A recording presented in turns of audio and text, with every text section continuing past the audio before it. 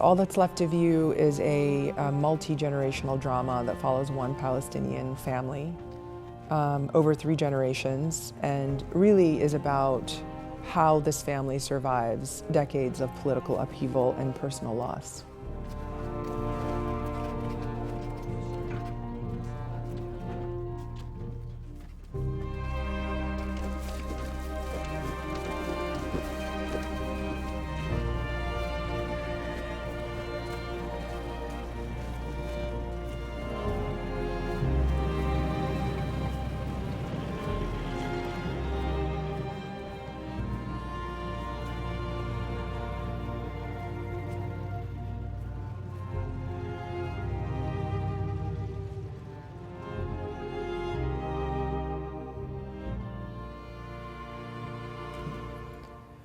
For a number of reasons. I was really inspired by my own experience as a Palestinian. I'm Palestinian-American and was the first in my family born in the US.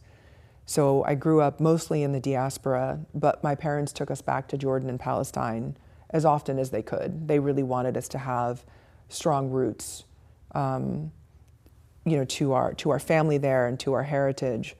And so I got windows into what life was like for my family living in Palestine.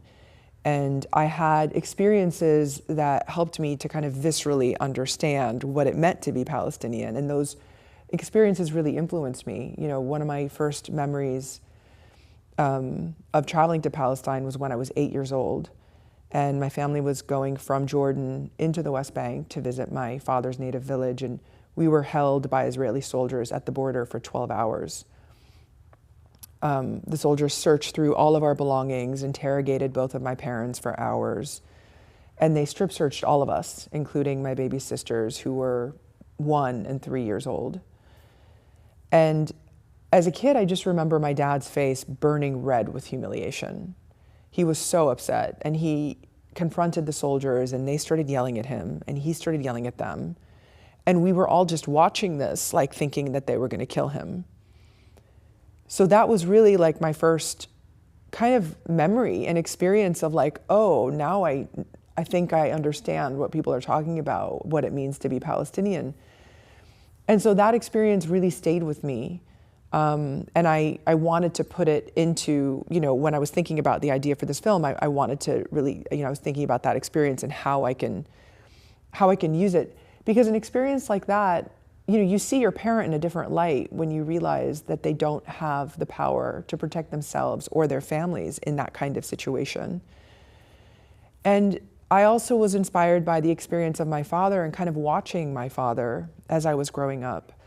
He's from the West Bank, a small village in the north of the West Bank, but he was exiled in 1967, so he was not allowed to return to live in Palestine. He was denied papers, and it took him about 10 years to get foreign citizenship just to return to visit his family and the only home he'd ever known. So this was a source of huge heartache for him and pain. And that was successfully passed down to, my siblings and I. But I also watched him grow more and more disillusioned and more obsessed with what was happening in Palestine as the situation just got worse and worse over time. And I watched his health deteriorate. And I wanted to, in a way, honor him and other Palestinians, who lived in exile and who became refugees, because my father automatically became a refugee in 1967. I wanted to tell the story of how Palestinians became refugees, because even from the time I was a kid, I realized most people don't know that story. And it shocked me that they didn't know. Most people don't know how Palestinians became refugees, and also don't know what happened to Palestinians in 1948 when the State of Israel was created. At that time, almost 800,000 Palestinians were ethnically cleansed in order to make way for the Jewish state. And I grew up hearing these stories. They were passed down to me. I heard them from people who survived the Nakba. as a Palestinian growing up in the US, I was so shocked that no one knew. And not only that, people seemed upset when we talked about it. They seemed offended, or they seemed like in disbelief, and I didn't understand that. So I was really motivated from, I would say, even a young age, to make sure that people really knew and understood the Palestinian experience. Because what started in 1948, in many ways, has never ended. It's an ongoing Nakba, and it's only gotten worse and worse and worse, and now it's, accelerated to the point of a genocide. So I was thinking about all of these things after I made my first 2 feature films, and that was when I really decided that I was ready to take on this story and to make a movie about the Nakba.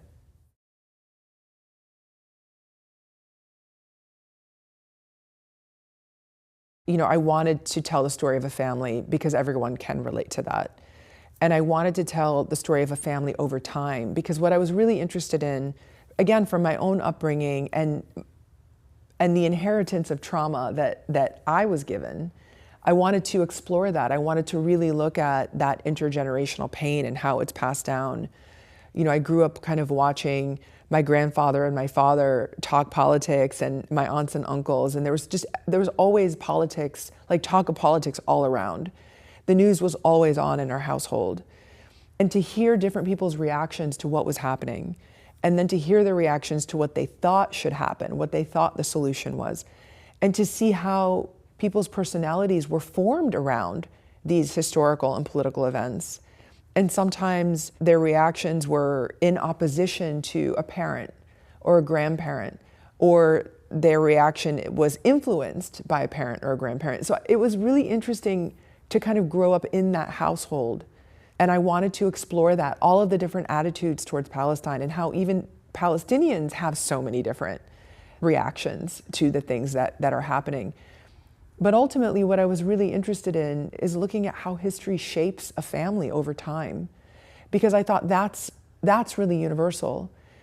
I wanted to tell a human story about how political events change people and change relationships within families, and therefore change the fate of an entire family over time.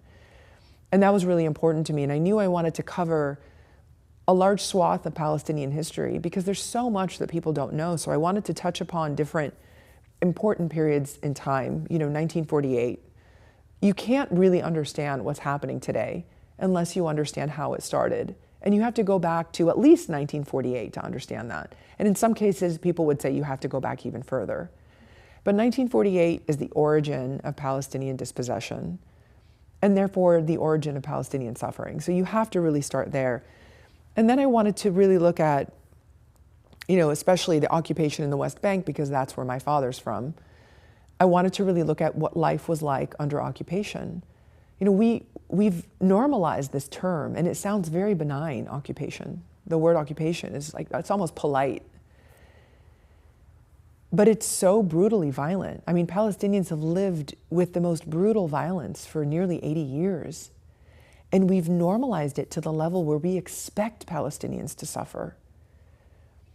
And I really wanted to show that. So I jumped to the time period of the 1970s, where the occupation has already been in place for 10 years, and it's getting worse. It's becoming like almost a part of Palestinian life every single day, And I show the different kinds of violence. There's physical violence, but there's also psychological violence.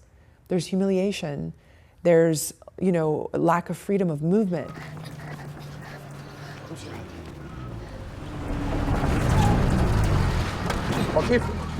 وقف شو بتسوي هون؟ رحت اشتري دواء لابوي مريض. هات ويته. في شيء؟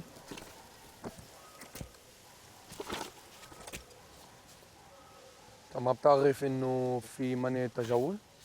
لا على علم التغى. ده مش مشكلة، بيتنا كتير قريب، يعني خطوتين من هون. مين اللي عمل هاي؟ نعرفش. أنا مش أنت. أنا لا، أنت أكيد لا. اقدم فوق.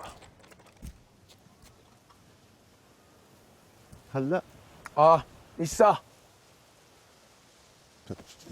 المهم بدي اجيب دهان. دبر خالك. كيف؟ مش مهم. بحكي لك إيمه. طيب خليني اروح اجيب ادور على دهان. انزل على الأرض. انزل على الأرض. بديش دهان. انزل على الأرض. مشان الله خلينا نروح، يا بيتنا كثير قريبة، مترين من هون، خلينا نروح يا عمي. اخرس واعمل اللي بحكي لك إياه. احكي انك خمار.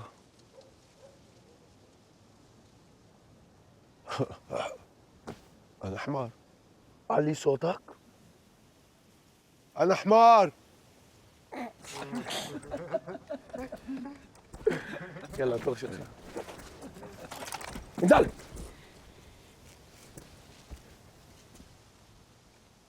احكي له ان امه شرموطه.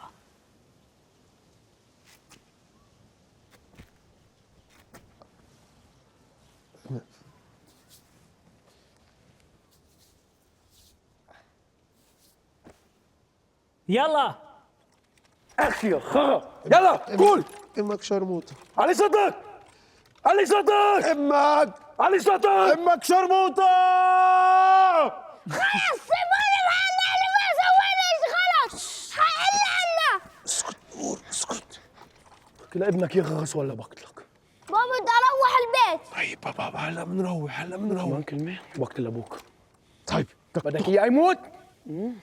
حابب تشوف ابوك ميت؟ احكي كمان كلمة. احكي كمان كلمة.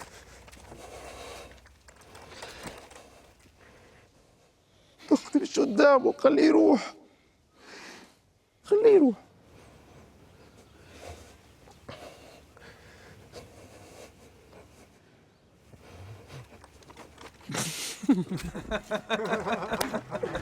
يلا نكلهم من هون. يلا.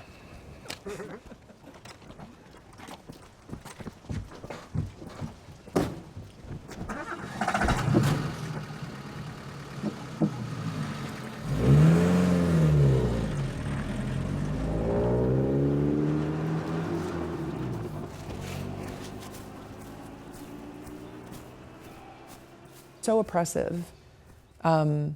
So I wanted to really show that. And then of course we jump to another really important time in Palestinian history, which is the first Intifada.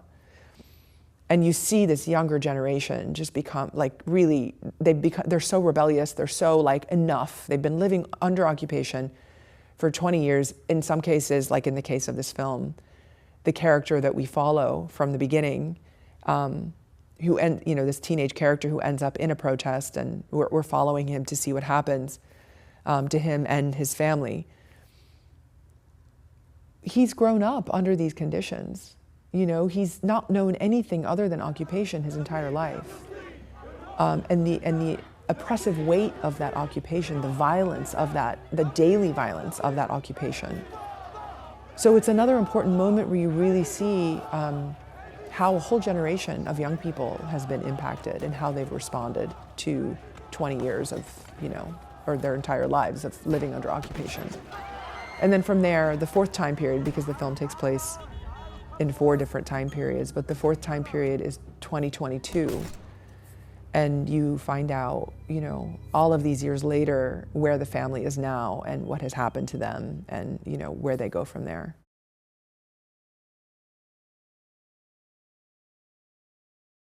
The making of this film is almost as epic. The story of the making of this film is almost as epic as the film itself. It was really an odyssey. I was supposed to, a film that really should have taken 8 months at the most to make, including pre-production, and production, took 2 years. I actually landed in Palestine in May of 2023 to start pre-production on the film. And I started working with, a team of producers and amazing craftspeople and key crew on the ground. And I worked with them for about 5 months. And, I had foreign crew who arrived from Germany because the film is a German Cypriot co-production. We always planned to shoot about 90% of it in Palestine and then 10% in Cyprus to take advantage of tax credits, but also to shoot some of the scenes that would be too risky to shoot in Palestine. So we did all of this work. I mean, really an incredible amount of work. We found all of our locations. In some cases, we lost locations and then found them again. We chose a refugee camp in Jericho to shoot a lot of the film in, because about 50% of the film actually takes place inside of a refugee camp in the 1970s and 80s. So we found our camp, and then we began construction on the camp. We amassed a giant warehouse of really beautifully crafted and carefully curated props and set dressing, historic items, you know, from all of the time periods and things that had never before been seen in cinema. So we did all this work. The rest of our crew, foreign crew, arrived in Palestine on October 1st, 2023. And then, of course, 6 days later, you know, the events of October the 7th took place, and everything that, you know, everything that escalated very shortly after. And we were in Ramallah at the time and really feeling a great deal of tension. No one knew what was going to happen. Everyone was very confused. Everyone was scared and worried. And we were all watching the news very carefully. West Bank cities were being sealed off. Checkpoints were closing. There were rumors that the border was going to close and people were not going to be able to leave the West Bank. Of course, the German crew wanted to leave. Their families were very worried. And I wanted to make sure that they felt safe and were safe. So we started evacuating people. And then, of course, we all ended up, all of the, you know, foreign crew and I ended up leaving. And it was, you know, one of the most devastating things about that was that we left our Palestinian crew behind. We didn't know what was going to happen to them, and they had been so excited to work on a big historic Palestinian film. And I tried to bring them with us wherever we went, but you know, basically the production entered a state of crisis from that moment onward. All of the money we'd spent in Palestine was sort of, you know, we couldn't get that back. Obviously, we had to start pretty much from scratch. We went to Cyprus, where we added many, many weeks of pre-production because they weren't ready for us there. And I kept hoping that we would get to return to Palestine, and at every turn, things escalated and escalated, and it was clear that we weren't going to be able to return. So we ended up going to Jordan. And I kept trying to bring Palestinian crew, and I was able to in some cases. My key crew I was able to bring, but I even wanted to bring some of the artisans and just people who really could make sure the movie was authentic, that all of the textures and textiles and patterns and things were, you know, tiles, that things were really, really authentic. But it was extremely difficult. We were in logistical crisis, financial crisis. We had to stop and start many times because we ran out of money to continue. I mean, luckily, Jordan is you know, there are many Palestinian refugee camps there, and we ended up shooting in 2 camps in the north of Jordan that were very well preserved from the 70s and 80s, actually. So we didn't really have to do a whole lot of construction or work to make them, period. And we ended up working with the Palestinian refugees in the camps, and who helped us, you know, really tell their stories. So it was a beautiful experience. And then finally, the final chapter of the film took place in Greece, in Athens and Rhodes Island. And we got very lucky. I mean, it was challenging. It was extremely challenging in so many ways, but, you know, we kept having to change crew. I had to recast in you know, in many instances. So it was really 2 years of extreme challenge to get the movie to the finish line. And I think, you know, obviously I was looking for Palestine everywhere but Palestine. So that was one of the biggest challenges, was like, how do we make this really authentic? Because we're showing periods of time that we've never seen in cinema.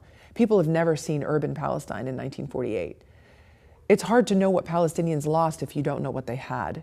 So it was really important to me to get that right and make it very historically accurate and authentic. But I think one of the hardest things was the fact that we were making a movie about what was happening as it was happening. And everyone was grieving at what we were watching come out of Gaza.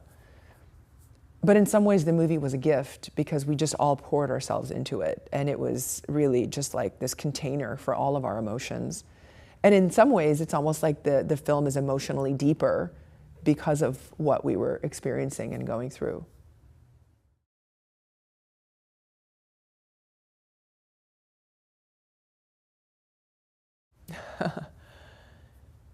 Well, I'll tell you which one I like the least. Okay. I definitely, the producing, especially on this one, I mean, it was like a producer's worst nightmare, this, you know, the way that we had to make this film.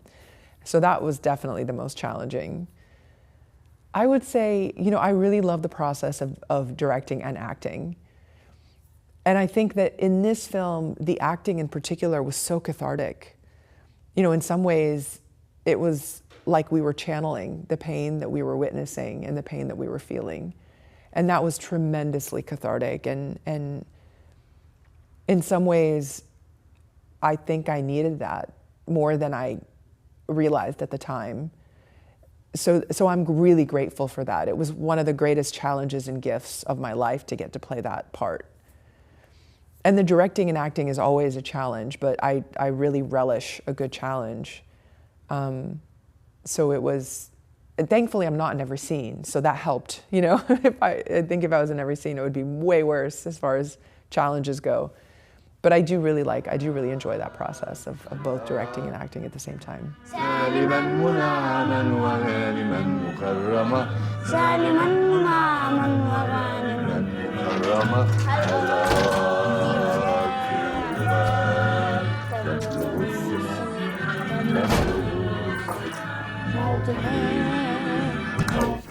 روح فوت اعمل دروسك يلا. ليش طفيته يا زلمه؟ لازم يشتغل على دروسه. إذا بتقرب على التلفزيون بزت على طول إيدي، فاهم؟ شو حكايتك أنت؟ في هوس بفلسطين يابا، خلينا نعيش حياتنا. حياتنا؟ خلاص. هاي مسميها حياة؟ يافا راحت يابا، راحت. وما عادتش ترجع، وكل ما نسيتها أحسن إلنا وأحسن إلك. هيك يعني؟ يا خسارة تربيتي فيك. بس مش ذنبك. كنتوا صغار بتتذكروش، بس أنا بنساش. بس هذا الجيل اللي راح يغير التاريخ. صح نور؟ صح. خلاص يابا دخيل الله، الولد بعده صغير بده سيده، بدوش قائد سياسي. يلا فوت على الغرفة اعمل دروسك، يلا يلا نور يلا. نور، احنا من يافا، من هاي الأرض، هاي بلادنا، اوعك تنسى. يمكن كان معه حق الدكتور، إنه منيح إنك تفقد الذاكرة، أهون إلك وأهون إلنا. يا بالشوم عليك يا خاين. شو قلت؟ مين علمك هاي الكلمة؟ طلعش علي. فكر حالك شاطر؟ بتقول لأبوك خاين؟ طب انت مش قادر تدافع عن حالك. أنا كنت بدي أحميك، خفت عليك. شو كان بدك إياهم يقتلوني؟ ها؟ شو كان بدك اياهم يقتلوني؟ كان بدك اموت؟ شو بتخبص انت؟ شو بتخبص؟ مين بده اياك تموت؟ حفيدك بده اياني اموت، بتمنى انه اموت. قل له لاي درجه بتتمنى اني اموت؟ تفضل انت خوفه.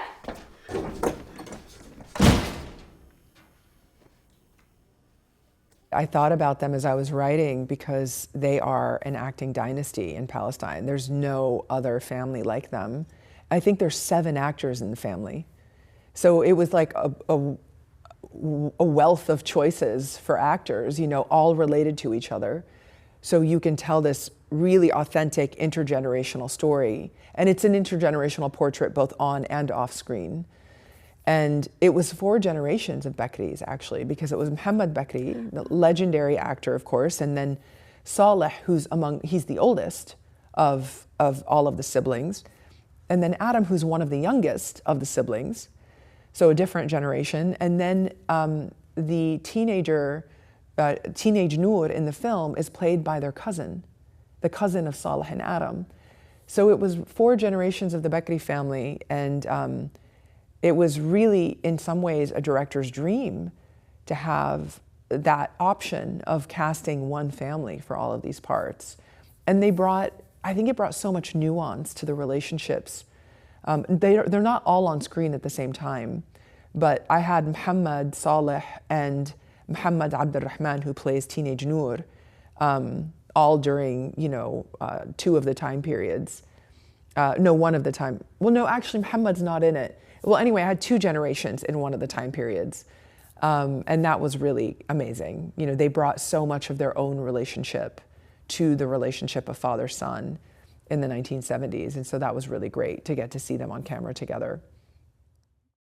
And they look alike, so that obviously also then brings a whole other level of authenticity. And actually, Salih's mom is from Jaffa. Salih and Adam, their mom is from Jaffa, and Salih was born in Jaffa. And he was there until he was 5, so he really related to the character and, you know, having to, just missing Jaffa, like missing the place where he was born and spent the first years of his life, and really always like loved.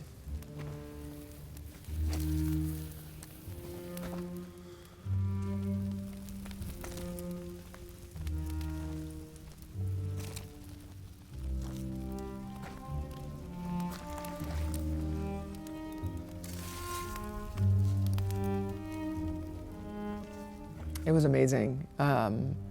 Amin is tremendously talented French-Tunisian composer whose work I was a huge fan of. I can't remember, it might have been Timbuktu where I first heard his soundtrack and was just blown away. It's so emotional. He's so talented at like just creating these like really emotionally evocative soundtracks for these films. And so I'd been kind of following his work for a little while. And when I made this film, we actually used a lot of his score as temp score for the film. So it was very clear that his tone was perfect, that he was really able to capture, you know, sometimes a playfulness, sometimes a melancholy, sometimes those things at the same time. Like there's a real depth and layering to, I think, what he creates. And yeah, it was very clear to me that he was the right composer for this film.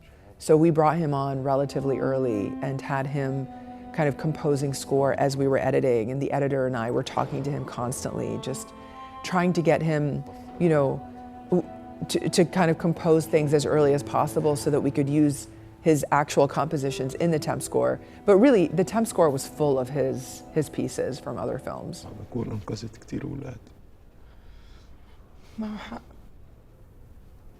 تتذكر قصة النبي صلى الله عليه وسلم عندما ذهب إلى الطائف يستغيث بهم فقاموا برجمه بالحجارة فجاءه الملاك وقال له يا محمد إن شئت أطبق عليهم الجبلين فرفض الرسول الكريم وقال لعل الله ينبت من بين أصلابهم من يوحد الله.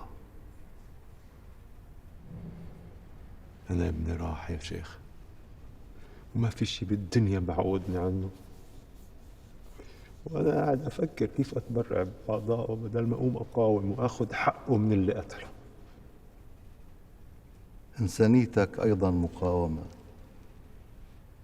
ما تنسى قوة إنسانيتك، هي الإشي الوحيد اللي ما في حدا بيقدر يسلبه منك.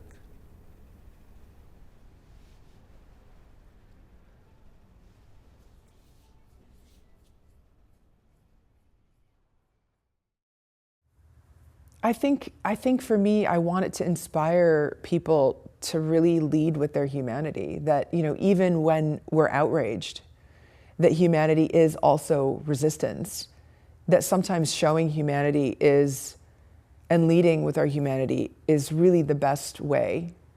And it can also be resistance. It doesn't mean that we're passive or that we're accepting of a situation. It just means we're human. And I think, you know, a lot of people really respond to that scene. I think because also one of the things that I wanted to do in that scene is to show an imam talking about different interpretations of a passage, you know, of like something in the Quran, like, you know, really kind of giving different interpretations of what something means from the Quran. And then also, I think a lot of people have misconceptions about Islam.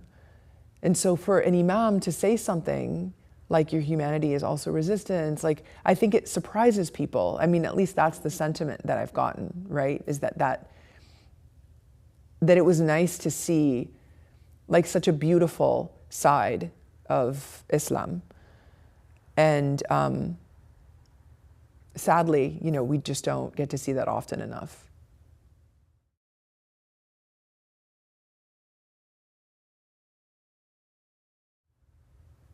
I think that when people have been through political devastation, when they've experienced personal loss due to political events, I think memory becomes really important.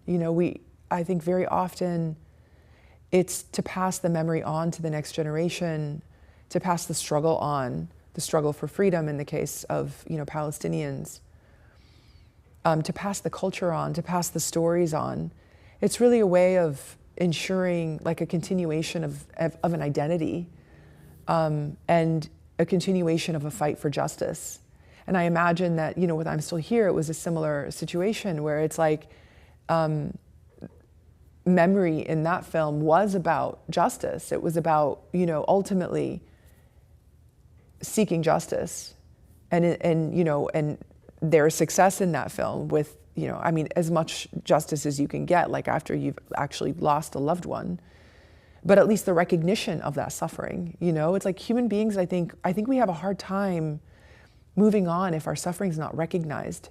I do think the recognition of suffering in some ways it's the doorway to healing. And in the Palestinian context, I'm not sure healing is possible at this time. It's hard to talk about healing during a genocide. But at the same time, we have to recognize Palestinian suffering, especially right now, in order to stop the genocide. Like, I think that's one of the things that really has to happen right now, is to recognize how long Palestinians have suffered, how much Palestinians have suffered, and how much we've normalized that suffering. And at the same time, this particular film is not just about suffering. I think the other reason I really wanted to tell a family story is because I wanted the movie to be about love and about survival and about,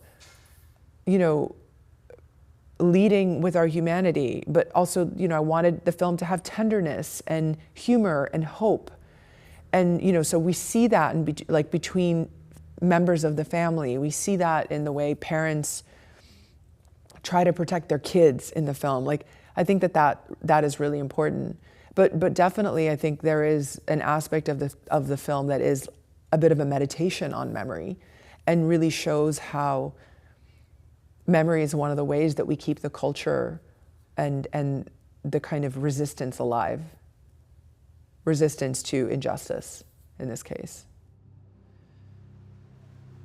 You don't know very much about us. It's okay. I'm not here to blame you. I'm here to tell you who is my son. But for you to understand, I must tell you what happened to his grandfather.